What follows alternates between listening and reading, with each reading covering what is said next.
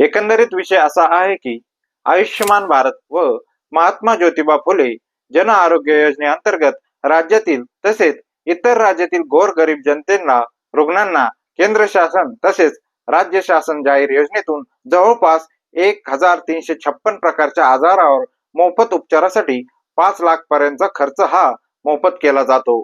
पण योजना विस्तारली, महागाई डोंगरावर उंच गेली, आरोग्य मित्र मात्र तेथेच राहिला। काही आरोग्य मित्राचे वय हे कुठल्याही स्पर्धेत उतरू शकत नाही, म्हणून हा संप करावा लागत आहे। आजपर्यंत तुटपुंज मानधनावर काम केले, पण वाढत्या महागाईवर शासनाने पर्याय द्यावा। रुग्णांची काळजी करणाऱ्या आरोग्य मित्रावर ही वेळ का आली, पाहूया या व्हिडिओच्या माध्यमातून। 12 फेब्रुवारी पासून राज्यातील आरोग्य मित्र बेमुदत संपावर जाणार आहे। एकत्रित आयुष्यमान भारत आणि महात्मा ज्योतिराव फुले जन आरोग्य योजनेचे आरोग्य मित्र बेमुदत संपावर जाणार। आरोग्य मित्रांच्या मागण्या पूर्ण न झाल्यामुळे महाराष्ट्रातील आरोग्य मित्र बेमुदत संपावर जाणार असल्याची माहिती डॉक्टर DL कराड यांनी दिली। CITU संलग्न असलेल्या आरोग्य मित्र कर्मचारी संघटनेने दिनांक 18 जानेवारी रोजी महाराष्ट्रभर बेमुदत काम बंद आंदोलनाचे पत्र प्रसारित केले। आरोग्य मित्र संघटनेचे अध्यक्ष डॉक्टर कराड यांच्या मार्गदर्शनाखाली महाराष्ट्र राज्याचे सेक्रेटरी किरण ढमढेरे यांनी MRTU आणि PULP कायद्याचे कलम 24(1) मधील तरतुदीनुसार 12 फेब्रुवारी पासून राज्यातील सर्व जिल्ह्यातील आरोग्य मित्र बेमुदत संपावर जाणार असल्याची माहिती महाराष्ट्र राज्य आरोग्य मित्र कर्मचारी संघटनेचे अध्यक्ष डॉक्टर DL कराड यांनी दिली। राज्य आरोग्य हमी सोसायटीला आणि सहाय्य संस्थांना कायदेशीर 21 दिवसाची मुदत देण्यात आली आहे। या कालावधीत जर आरोग्य मित्रांच्या मागण्या मान्य न केल्यास महाराष्ट्रभर बेमुदत काम बंद आंदोलन करणार आहे। या अगोदर 23 ऑगस्ट 2024 रोजी आरोग्य मित्र संघटनेने 1 दिवस काम बंद आंदोलन केले होते। त्यावेळी महाराष्ट्रातील सर्व आरोग्य मित्र मुंबईत 1 दिवसीय आंदोलनासाठी गेले होते। त्यावेळी राज्य आरोग्य हमी सोसायटी आणि सहाय्यक संस्था व आरोग्य मित्र कर्मचारी संघटनेमध्ये एक बैठक झाली। या बैठकीमध्ये आरोग्य मित्राची पगार वाढ आणि इतर समस्यांची चर्चा झाली। सर्व चर्चा सकारात्मक झाली।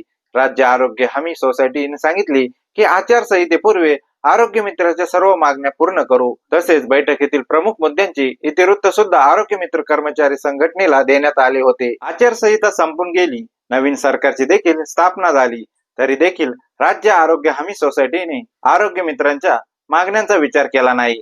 22 डिसेंबर 2024 रोजी आरोग्य मित्र कर्मचारी संघटनेचे नाशिक येथील सिद्धू भवनात 1 दिवसीय अधिवेशन पार पडले। या अधिवेशनात आरोग्य मित्रांच्या मागण्या पूर्ण न झाल्यास काम बंद आंदोलन करण्याचा निर्णय घेण्यात आला होता। तसेच या अधिवेशनामध्ये महाराष्ट्र राज्याचे नूतन आरोग्य मंत्री प्रकाश आंबेडकर आणि राज्य आरोग्य हमी सोसायटीला पुन्हा पत्र व्यवहार करून आरोग्य मित्रांच्या मागण्यांच्या बैठकीसाठी वेळेची मागणी केली, परंतु बैठकीसाठी कोणताही निरोप न आल्यामुळे दिनांक 18 जानेवारी 2025 रोजी MRTU आणि PULP कायद्याच्या कलम 24(1) मधील तरतुदीनुसार 12 फेब्रुवारी पासून राज्यातील सर्व जिल्ह्यातील आरोग्य मित्र बेमुदत संपावर जाणार असल्याची माहिती महाराष्ट्र राज्य आरोग्य मित्र कर्मचारी संघटनेचे अध्यक्ष डॉक्टर DL कराड यांनी दिली।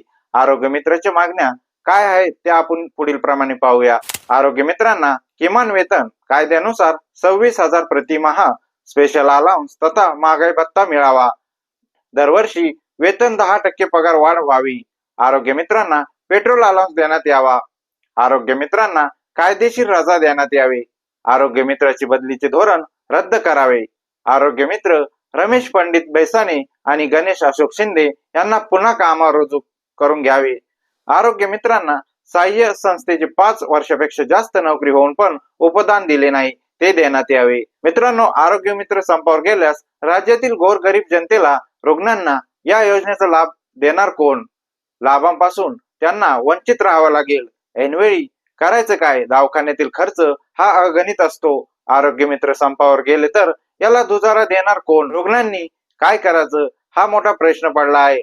मित्रांनो, माहिती देणारा हा व्हिडिओ तुम्हाला आवडला असेल तर व्हिडिओला लाईक करा, शेअर करा आणि अशाच माहितीपूर्ण व्हिडिओसाठी आमच्या स्मार्ट मराठी YouTube चॅनलला सबस्क्राईब करा। धन्यवाद।